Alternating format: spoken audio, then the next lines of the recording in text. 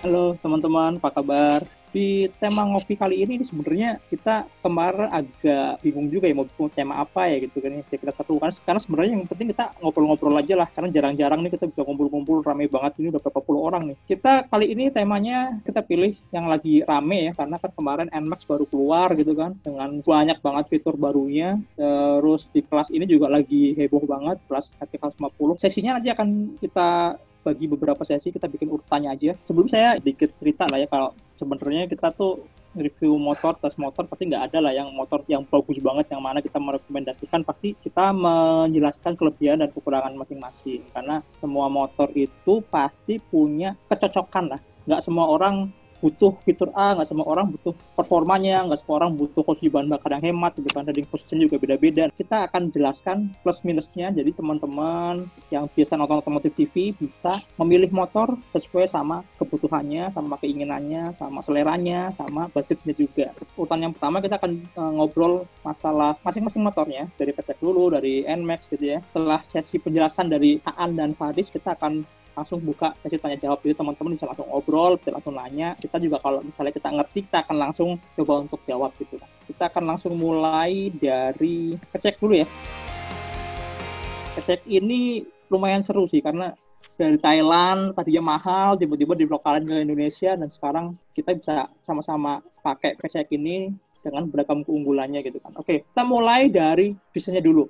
Oke, An Oke, bisa kasih penjelasan An. ada beberapa parameter. Pertama kita mau ngomongin desain nih. Kalau desain PCX itu cenderung elegan ya, mewah gitu, futuristis gitu. Walaupun bagian depannya ada beberapa orang yang kurang suka. Kayaknya lebar banget dan lampu semua. Itu mungkin bisa jadi kelebihan, bisa jadi kekurangan sih. Kalau malam mungkin kelihatan mewah banget, lampunya keren gitu lah, ada derel segala. Tapi mungkin kalau siang jadi kelihatan kayak lampunya muka semua. Kebalik, mukanya lampu Tapi itu semua. sebenarnya ini sih kalau menurut saya sih emang disetting untuk jadi motor yang mewah gitu kan, kayak lihat ini loh Chris apa sih namanya kayak Velfire, Alphard gitu ya kayak Wildfire ya, mobil-mobil mewah itu lah yang DRL-nya kayak bling-bling alis-alis gitu. gitu kan. Oke, itu dari sisi desain ya. Sekarang masuk ke sisi fitur lah ya. Kalau fitur tuh PCX itu termasuk yang paling lengkap lah. Ada Smart Key, bagasinya gede 28,8 liter, speedo digitalnya dengan bentuk yang futuristik keren gitu. Terus ada ABS walaupun cuma satu channel gitu dan kerjanya juga halus. Cuma sayangnya kayak suspensi itu masih biasa banget, nggak ada tabung. Kalau dari sisi performa gimana? Pak Riz ya, coba nambahin.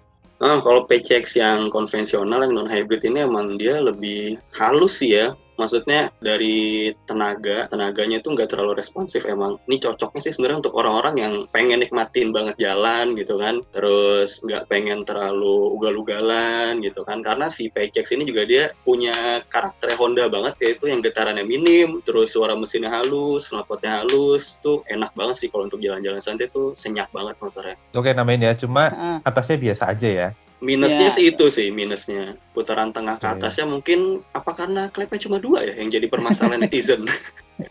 Bisa jadi. ini tenaganya kurang Jangan ya. nambahin nih. Tadi walaupun cuma atasnya biasa, tarikannya nggak gerak-gerak mata. Cuma itu memberikan keunggulan juga, konsumsi bensinnya tuh irit banget. Oh, Benar. betul. Salah satu yang irit lah di kelasnya. Ya. Mantul. Sekarang kalau masuk ke bagian handling kali ya, dia karakternya stabil, lincah, posisi duduk juga lumayan nyaman, walaupun ada kekurangan. Pelonjorannya bisa maksimal dan joknya keras ya. Atos. Iya, suspensi gimana, Riz? Suspensinya juga ya nggak bisa dipungkiri sih ya. Untuk kalau saya sih bobotnya kan 5758 lah. Karena agak Ya. ringan, kalau untuk kena lubang-lubang yang keras sih lumayan cukup keras ya. Cuma kalau untuk berboncengan jadinya pas gitu. Kalau untuk boncengan. Oke. Dia maksudnya settingan buat kedua ya, bukan buat sendirian ya. Jadi kira-kira kayak gitu ya. Kita Ya. udah banyak semua teman-teman pasti udah 2 tahun lebih motor itu ada di Indonesia, pasti juga teman-teman udah banyak yang ngerasain kan. Biarpun kalau pas setelah pemakaian banyak juga yang ngeluhin masalah CVT-nya gredek lah gitu kan. Itu kayaknya jadi salah satu poin minusnya dari PCX juga. Jadi si ownernya itu mungkin harus rajin-rajin servis CVT gitu kan, biar tarikannya Ya, tetap betul. halus. Ya, karena itu salah satunya adalah akibat kotoran yang ada di CVT ya. Jadi ketika koplingnya mengembang, dia megang ke rumah koplingnya itu kurang kenceng gitu. Jadi ada gerdek-gerdek pertama kan, terutama terasa saat lagi stop and go ya. Oke, sekarang kita beralih ke PCX hybrid. Ini jarang banget di jalan, jarang lihat sih. Jelasin, Am. Oke, jadi kalau PCX hybrid ini sebenarnya setelah tampilan bentuk bodi sama persis, cuma aksen-aksen hybridnya yang membedakan ya. Warna lampunya, terus ada list biru, ada juga emblem hybrid, yang membuatnya jadi selain khas kendaraan hybrid, tapi juga memberikan kesan yang lebih mewah. Nah, kalau fitur dan teknologinya tentu saja bisa dibilang dia teknologinya tercanggih, karena di kelasnya nggak ada hybrid yang lain di motor ya. Baru pertama kali dia dan satu-satunya gitu, walaupun harganya jadi paling mahal, 43 jutaan ya.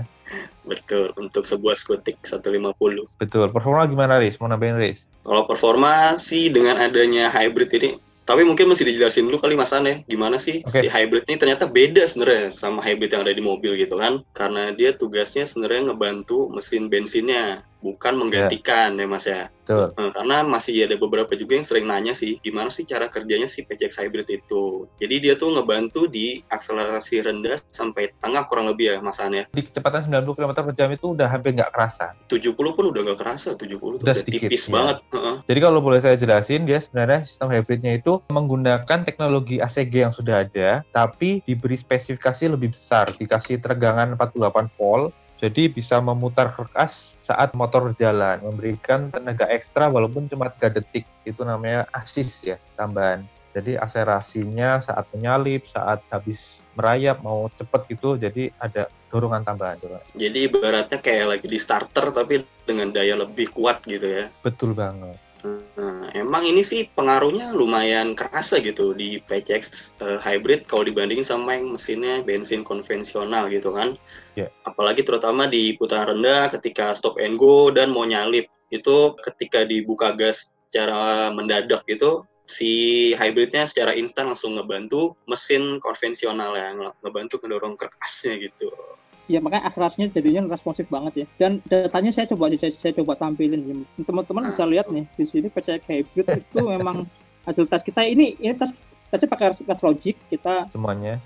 Tes kumpulin tes hasil tes kita, testernya bobotnya sama, cuma emang waktu pengetesannya yang berbeda ya. Jadi ada perbedaan waktu. Cuma motornya sih saya yakin lagi dalam kondisi fresh-freshnya karena motor lagi baru-barunya waktu kita tes. Nah ini PCX hybrid kalau kalian lihat tuh di sini nih. Ini bener-bener cepet banget kalau dibandingin sama PCX yang teknologinya konvensional maupun sama NMAX sekalipun yang pakai variable valve. Jadi emang torsi di putaran bawahnya itu dibantu pakai motor listrik tadi ya. Bahkan sama Vario pun yang lebih kecil dimensinya masih kencengan hybrid ya. Betul. Luar biasa emang. Tapi kalau udah ke atasnya ya atasnya biasa aja. Bahkan top speed-nya pun sama. Cuma harus balik ke catatan awal. Jangan lupa harganya dia paling mahal. Ada lagi Mas minusnya Mas. Apa? Bagasinya nih, karena dia ada baterai yang tadinya kalau PCX biasa itu 28,8 liter bagasinya. Kalau si hybrid ini akhirnya menyusut jadi 23,2 liter aja. Kalau ini handling apa gitu? Sama lah, mirip sama yang biasa, cuma sedikit lebih berat ya. Dengan catatannya dia lebih berat 4 kilo. Oh iya, karena baterainya itu ya. Iya. Oh ya. Baterainya itu sebagai catatan teman ya, baterainya itu usianya maksimal 8 tahun. Jadi setelah 5 tahun dia akan menurun, dan 8 tahun mau nggak mau harus ganti, kalau nggak ganti akan jadi PCX biasa. Oh jadi nonaktif gitu ya hybridnya ya? Iya, karena nggak ada baterainya, dan baterainya itu mahal loh. Berapa Mas? 10 juta. Nah sekarang kita langsung pindah ke Honda Advance 50. Yang pertama nih, desainnya nih, terus terang ini pasti ya paling beda lah, kesannya kokoh, maco, gaya adventure gitu lah ya. Buat yang suka pasti akan suka banget. Kemudian kalau dari sisi fitur, ini sebenarnya mirip dengan PCX. Lengkap banget, ada smart key, bagasinya gede, speedo digitalnya keren, gaya-gaya XADV terpisah gitu, ada yang di layar speedonya dan di atasnya buat lampu-lampu. Juga suspensinya ada subtanknya, apalagi jarak mainnya panjang. Lalu kalau sisi mesin, ini sebenarnya mirip banget PCX karena basic-basicnya sama, hanya beda di roller dan Persivity, juga setting ECU dan knalpot. Jadi makanya secara performa mirip, walaupun jatuhnya ternyata malah lebih lemot karena rollernya diperberat. Jadi bawahnya sedikit lebih berat, atasnya juga biasa aja walaupun halus banget dan tetap irit gitu. Kalau sisi handling gimana, Riz? Kalau handling karena emang dia kaki-kakinya ini travel lebih panjang, akhirnya ketika pengetesan, iya terutama suspensi depannya sih ya itu kerasa banget nyaman, empuk kalau ngelewatin polisi tidur atau jalan lubang tuh oke lah, dia nggak ada jeduk-jeduk mentok-mentok gitu kan yang biasanya ada di skutik-skutik. Ini sih kayak naik motor laki ya gitu ya masannya, sok depan Iya itu. betul, terabas saja pokoknya.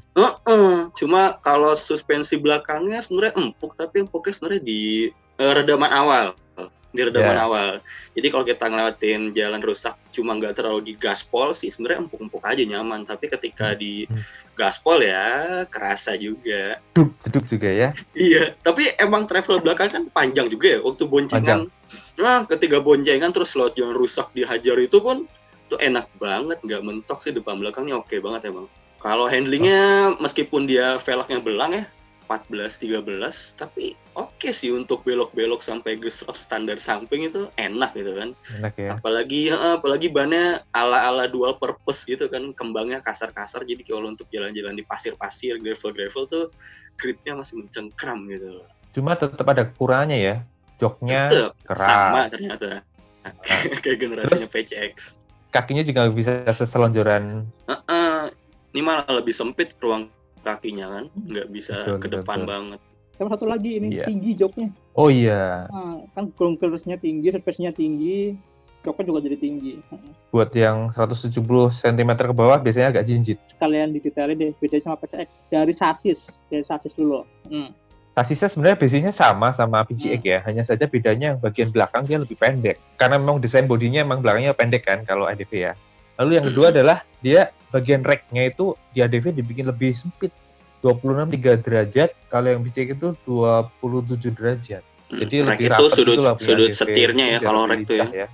Iya, sudut suspensi depannya itu. Sudut suspensi depan, rack. Dan komstirnya ya. Kalau bagian mesin apa nih, Riz? Beda, Riz? Kalau bagian mesin kayak tadi Masan yang udah singgung tuh, kayak ada perbedaan intake, kemudian knalpotnya juga beda kan, silencernya. Pasti ada penyesuaian mapping di ECU-nya sih untuk memaksimalkan perbedaan si beberapa komponen. Tapi justru tenaganya malah sedikit lebih kecil ya dibanding PCX. Dikit sih, tipis banget, cuma 0,2 deka, tapi torsinya sedikit lebih besar, sedikit 0,6 Newton meter.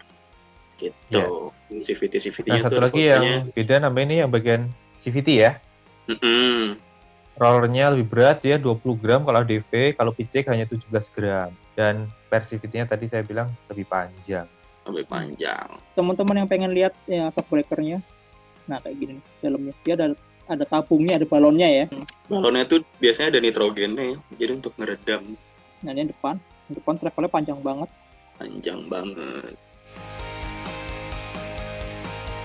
Oke, sekarang kita lanjut ke tadi kan dari Honda kan, Honda semua nih handalnya Honda semua, PCX ada 2 sama ADV. Sekarang langsung kita pindah ke all new NMAX 155 ini yang paling baru dengan banyak perubahan, bukan banyak lagi ya, emang 100% baru, all new namanya kan. All new.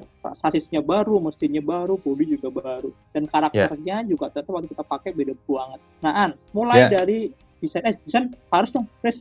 Kalau dari depan ya, dia tuh kalau dilihat sekarang malah seperti baby T-Max ya. Dia lampu seinnya ada di bawah, kemudian lampu utamanya juga baru. Cuma emang bagian depan ini agak lebih tebal ya dibanding si NMAX yang lama, kelihatan lebih gembung gitu kan. Kemudian tampilan belakangnya juga seger. Kalau tampilan belakangnya sih kalau dilihat-lihat malah kayak X-Max gitu kan. Oke lah, desainnya ini seger secara NMAX sudah dari 2015 ya, kurang lebih ya. Jadi penyegaran ini oke lah. Jadi kalau bisa dibilang yang baru ini terlihat lebih mewah, lebih elegan, lebih matang lah ya. Nggak so-agresif yang lama lah ya. Kita ngomongin fitur ya. Di NMAX terutama yang versi connected ABS ini yang paling mahalnya. Itu lengkap banget, super lengkap. Dan ada 2 teknologi yang merupakan standar baru di kelasnya lah. Yang pertama ada sistem koneksi yang namanya Y-Connect. Itu pakai CCU ya, koneksinya itu. Sehingga pengendara bisa mengontrol motornya pakai smartphone-nya, kondisi baterai gimana, kondisi aki gimana, apakah udah jadwal servis atau belum, bahkan parkir terakhir juga terekam di aplikasi itu. Memantau kinerja. Terus ada juga teknologi yang juga pertama kali di kelasnya, yaitu ada Traction Control System, TCS. Itu asik banget. Kemarin waktu tes kan kita coba buat geber-geber di jalan yang agak berkerikil, berpasir, itu bener-bener kita jadi lebih merasa aman ya, nggak takut ban belakang slip ke besaran tenaga gitu. Terus apalagi fiturnya kayak ada ABS-nya 2 channel, bagasinya juga masih lumayan gede, 24 liter ya. Cuma memang nggak segede kayak punya PCX. Jadi yang ABS kalau di NMAX kan dia 2 dua channel ya, Dua artinya channel. depan belakang pakai ABS. Ya. Kalau Honda itu PCX ADV cuma satu channel, cuma yang depan Ya. doang. Tapi kalau secara feeling waktu kita tarik tuas remnya, emang PCX lebih halus ya. Halus. Dia pun cuma satu yang depan. Karena per detiknya lebih banyak ya pompanya. Ya, buka tutup kalipernya dia lebih banyak ketimbang yang punya si NMAX. Terus fitur unggulan lain dari NMAX itu ya ada Smart Key. Hanya saja belum ada alarm ya. Belum ada alarm, cuma ada answer back. Ya.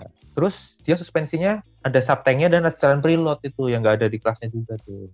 Jadi lengkap. Nah, kalau yang versi standar ada apa ya, Riz? Kalau yang versi standarnya nggak ada preloadnya kan dia, tapi tetap ada subtank. Dan sayangnya belum ada keyless gitu ya.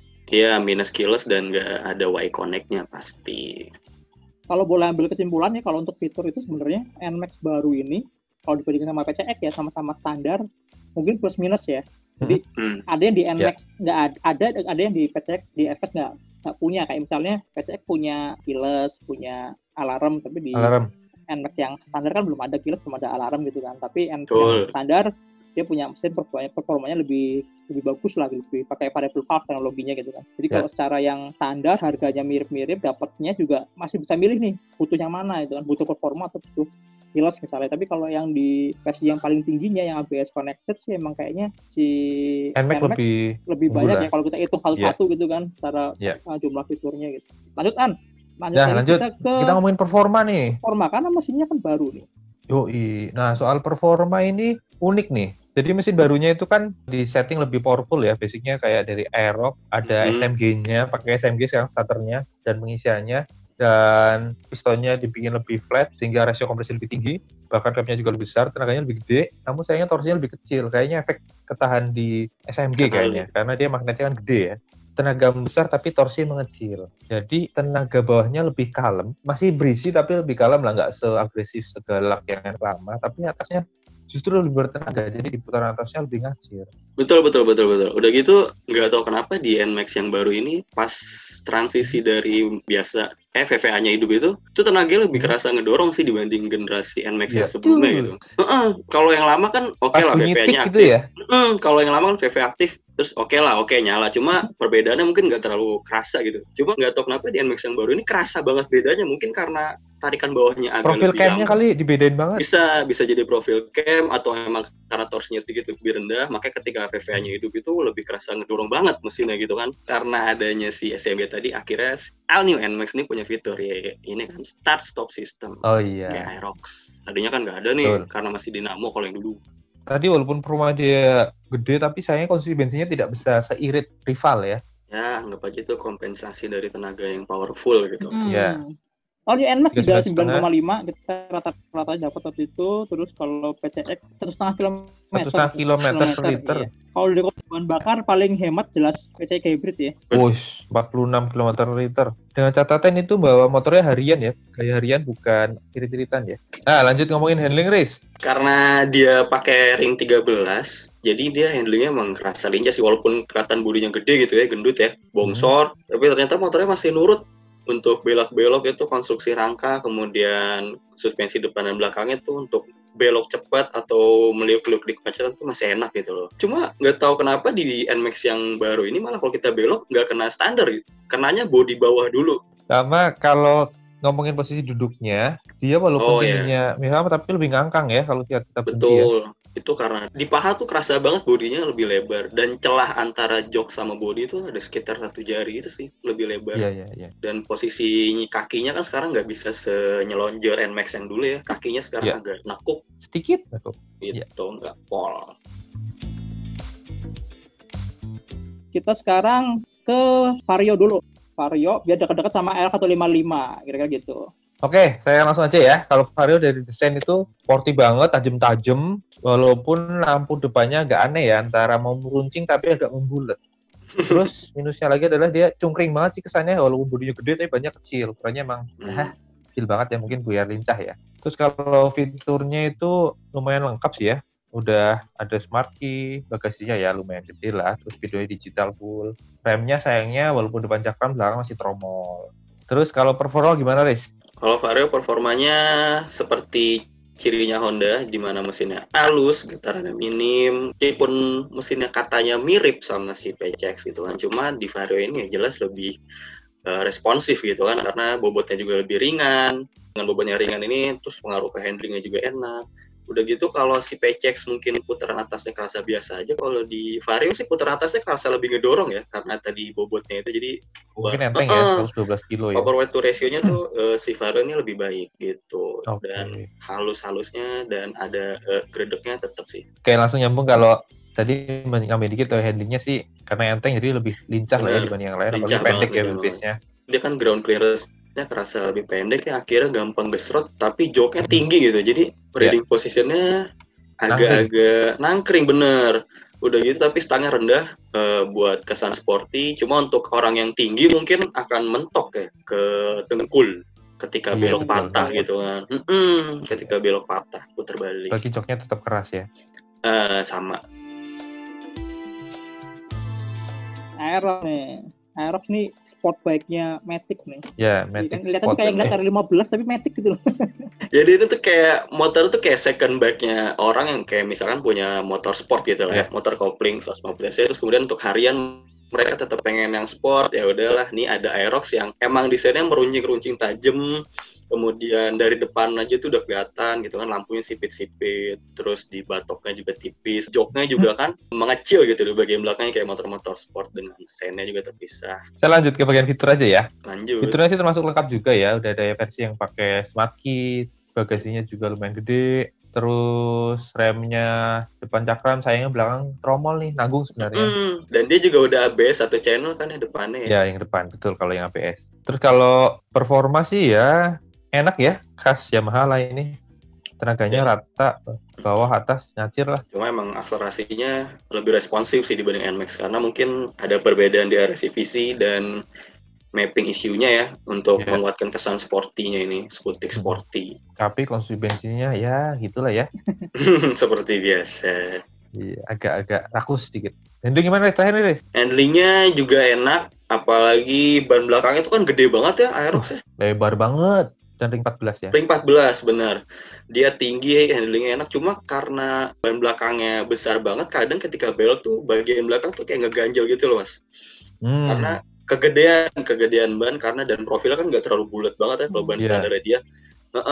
Terus kalau handling lainnya, suspensinya nyaman yang depan, walaupun kadang sedikit jeduk ya kalau misalkan ngehajar lubangnya terlalu kenceng. Kalau yang belakang sih oke lah dibanding NMAX, Aerox agak sedikit lebih mending, lebih empuk bener. Ya oke lah untuk anak-anak muda yang kuliah, yang kantor, yang masih suka warawiri speeding, sedikit-sedikit buka gas gitu kan.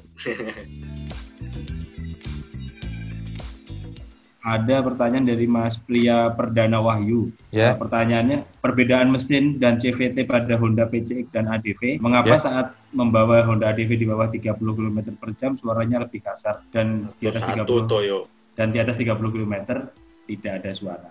Tadi udah sempat kami jelasin ya, kita jelasin ya. Bagian mesin bedanya sangat sedikit. Tadi dari panjang belalai di intake manifoldnya, terus racikan mapping ECU-nya, terus knalpotnya. Terus di bagian CVT ada beda di rotornya, ADV lebih berat 20 gram, kalau PCX cuma 17 gram.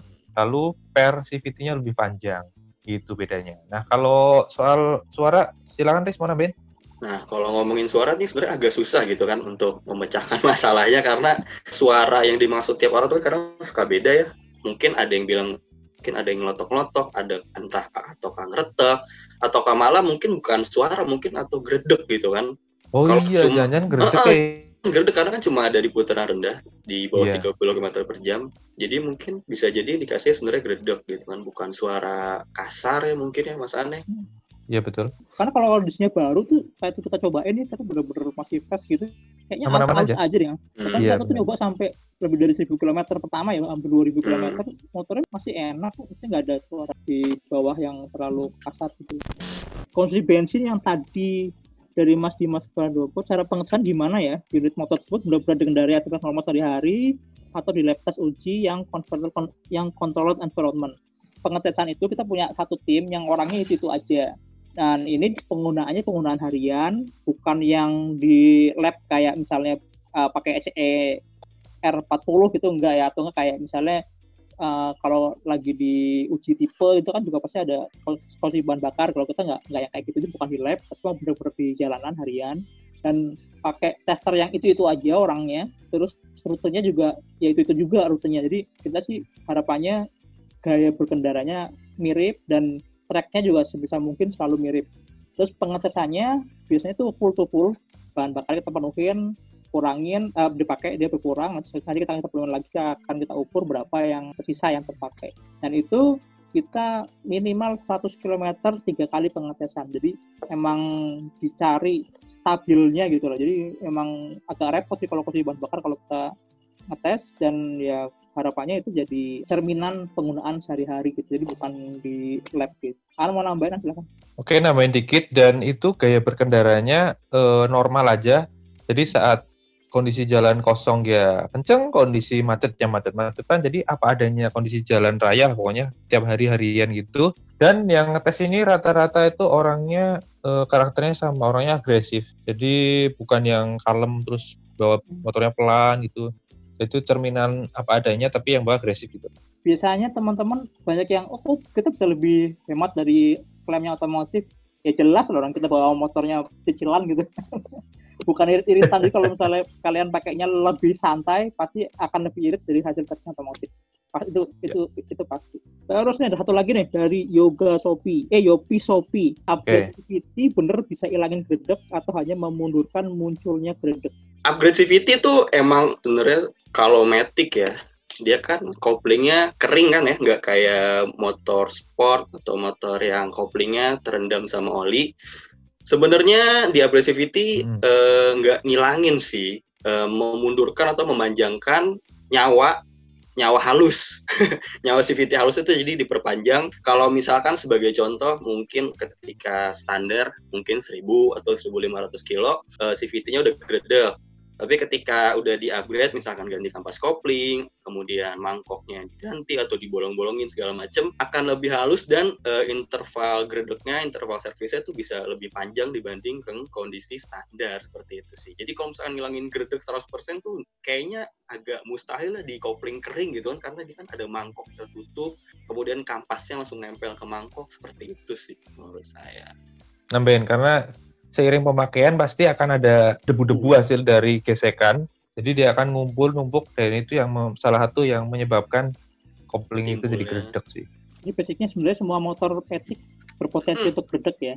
Berpotensi. Cuma tinggal seberapa cepat aja gitu kan. Ya. Dan kalau udah gredek apa sih perlakuannya? Misalnya emang harusnya benar-benar sering dibersihin, dihilangin debu-debunya, sebenarnya sih sangat membantu. Part aftermarket baterai PCX hybrid ada nggak? Tahu saya sih kalau aftermarket nggak ada kalau baterai hybridnya ya, bukan baterai aki. Jadi kalau di PCX hybrid itu ada 2 baterai. Baterai yang pertama adalah aki untuk sistem kelistrikan, untuk lampu-lampu, lampu sen, untuk nyalain sistem injeksinya. Tapi satu lagi adalah baterai untuk sistem hybridnya. Nah, kalau tahu saya sih sampai saat ini belum ada aftermarket, jadi ya kalau beli ya emang harus originalnya Honda ya. Karena speknya juga khusus ya. Sebenarnya worth it mana sih Mas beli all new NMAX 155 dengan ABS 2 channel atau ADV 150 dengan ABS 1 channel untuk kebutuhan harian atau touring?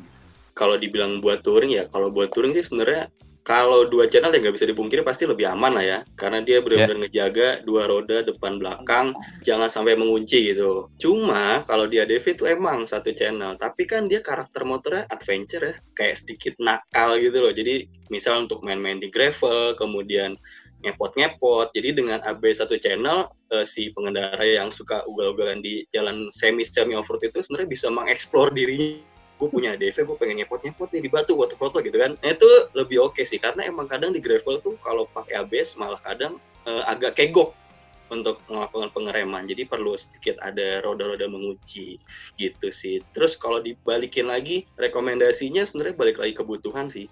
Passionnya apakah emang untuk benar-benar untuk touring jalan jauh, ataukah untuk sekali-kali jalan sama komunitas di jalan-jalan off-road ringan, seperti itu. Motor Matic cocok untuk motor sport yang mau beralih ke Matic apa ya? Aero lah seperti kata Faris. Iya. Tapi tergantung loh Mas, tergantung passionnya. Kalau misalkan dia naik motorsport, misalkan motorsport ya, motorsport tuh misalkan udah tongkrongan udah racing gitu kan, udah sport banget lah, nungging apa segala macam. Cuma barangkali dia kali aja butuh matic yang santai gitu kan. Jadi belum tentu Aerox, balik lagi ke pengendaranya, dia tuh pengen naik matic tuh pengen ngerasain apa? Ngerasain nyaman, tetap ngerasain feeling sporty, atau pengen ngerasain sedikit-sedikit off-road seperti itu. Atau tapi kalau pengen benang merahnya sama, Aerox bener ya? Kalau benang merahnya adalah motorsport firing. Nah, sebelumnya dipakai 15 misalnya pakai CB 150. Aerox cocok tuh. Tapi kalau misalnya sebelumnya pakai CB atau pakai Sport Naked gitu kan, Sport Naked mungkin NMAX PCX lebih cocok.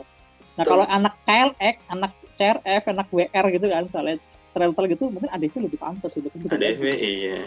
Karena sekarang Matic aja udah lengkap, genre-nya tuh lengkap banget. Iya. Mau disesuaikan sama lifestyle-nya tuh udah ada semua sih. Mau elegan ada, sporty ada, kayak adventure nakal-nakal juga ada. Tadi yang Mas Dita ya, untuk perjalanan jauh lebih dari 200 km, 200 km atau 2 jam lebih, mana yang lebih nyaman? Lebih nyaman yang bisa selonjoran lah. Yang jelas bukan Vario sih. Bukan Vario, bukan Aerox. Iya. Berarti antara NMAX atau PCX atau PCX hybrid. ADV juga masih oke sih. ADV masih oke, tapi harus diakui ADV itu kalah nyaman dibanding PCX ya, sama NMAX ya. Posisi duduknya itu dipaksa untuk selalu sigap terus gitu loh. Iya, stangnya dia lebih lurus gitu kan, tangannya lebih pegel sebenarnya. Jadi kalau buat jalan jauh banget, ya itu antara itu NMAX, PCX. Rencana kan nih yang tua nih mau trade-in motor Supra ke bagusnya yang ke 150 itu bagusnya Vario atau PCX bagusnya ya? Buat orang tua, sebenarnya tergantung tinggi badan gitu ya. Tinggi badannya sekitar 170-an deh kira-kira.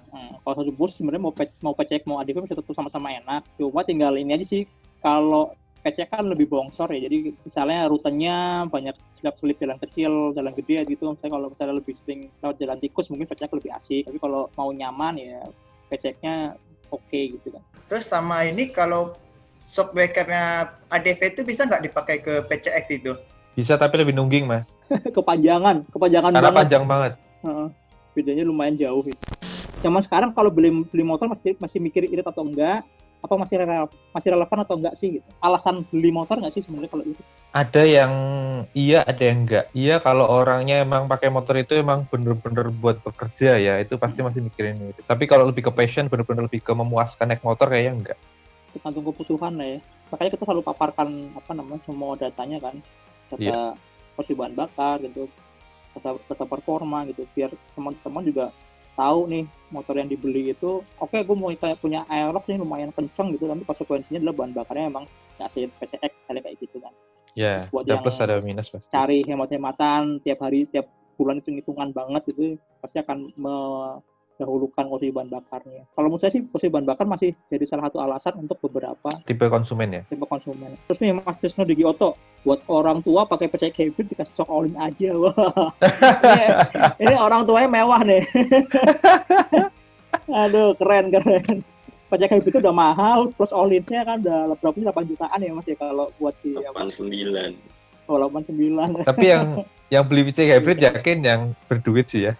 Abdul Walid 024@gmail. Oli apa yang cocok untuk motor Matic khusus kelas 150 cc? Yang paling cocok sih menurut saya pasti yang udah sesuai rekomendasi pabrikan ya. Itu paling gampang. Jadi ikutin ininya aja, ikutin spesifikasi standarnya. Jadi standarnya aja udah. Tiap pabrikan pasti ada rekomendasinya. Pertama ada kekentalan 10W30 atau 10W40. Tiap pabrikan bisa beda-beda. Kalau Honda biasanya 10W-30, kalau Yamaha biasanya 10W-40. Terus minimal ini grade-nya. Apakah SG ataukah SN apa SM gitu, itu harus minimalnya harus terpenuhi gitu. Dan kalau yang Matic, motor Matic sih enaknya bisa Jaso MA, bisa Jaso MB ya, karena dia kopling kering, jadi mau pakai MA nggak masalah, MB juga nggak masalah. Kalau boleh saran nih ya, walaupun kayak pabrikan Honda itu ngasih rekomendasi 6.000 km sekali ganti oli ya, cuma kalau buat kondisi jalan ke Jakarta yang sering macetnya ya, kalau lagi normal itu kayaknya mendingan lebih dikurangin ya, 3.000 gitu sih lebih baik lah daripada jebol. Ya, jadi sebenarnya kalau dari obrolan kita sebenarnya semua motor tuh punya kelebihan dan kekurangan, jadi punya plus minus ya. Jadi kalian teman-teman mau cari yang performanya oke, mau yang nyaman, mau yang irit, mau yang apa, dan semua tuh pasti punya keunggulan masing-masing, dan kayaknya jarang banget kalau motor yang punya lengkap semuanya ya. Jadi mau nggak mau kan kita harus milih kan. Jadi kira-kira kayak gitu sih kalau menurut saya. obrolan ini jadi bahan rekomendasi lah buat teman-teman kalau lagi nyari Matic 150cc. Dan sebenarnya ini semua udah ada videonya, udah tayang semua di Otomotif TV, reviewnya beberapa juga udah ada yang kita komparasiin kan. Ya, kayak gitu. Jadi main-main ke Otomotif TV, silahkan. Oke, terima kasih Mas Dimas Pradopo, Mas Faris Ibrahim dan Antonius Julianto. Sama-sama. Saya Bagus dari Otomotif TV. Terima kasih atas kehadirannya, terima kasih atas waktunya. Tetap di rumah, jaga kesehatan dan tetap semangat. Selamat sore. Sore. Terima kasih semuanya. Terima kasih. Ini bisa lele, Riz. Pesan, Riz. Udah tutup, Mas. Iya. Terima kasih semuanya tuh, Mas Trisno, Chris, Mas Trisno, Digi Oto.